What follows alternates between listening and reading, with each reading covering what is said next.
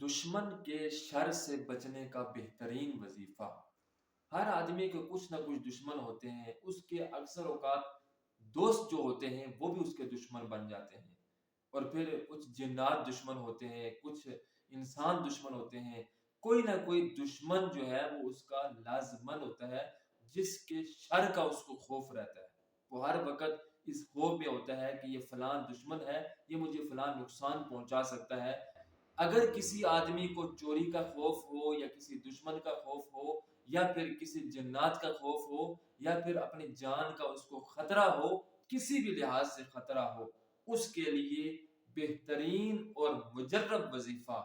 اگر کوئی بندہ اس کا وظیفہ اپنی زندگی میں شامل رکھے گا، وہ اگر دن میں 1 مرتبہ پڑھے،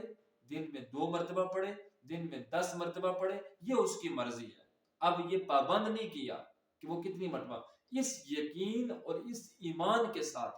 یعنی اس کو یقین بھی ہونا چاہیے اور اس کا ایمان بھی ہونا چاہیے، اس یقین اور ایمان کے ساتھ وہ یہ وظیفہ کرے، اس کو پڑھے، اور پڑھ کر یہ یقین رکھے کہ اب میں اللہ تعالیٰ کے حصار میں آ چکا ہوں، اب مجھے کوئی بھی نقصان نہیں دے سکتا۔ تو وہ یہ وظیفہ کرے کہ اللہم انا نجعلک فی نحورہم ونعوذ بک من شرورہم۔ تو اللہ تعالیٰ ہر انسان کے شر سے، حیوان کے شر سے، جنات کے شر سے، دشمن کے شر سے، ہر قسم کے زمینی اور آسمانی شر سے اللہ تعالیٰ اس کو محفوظ اور مامون فرما دے۔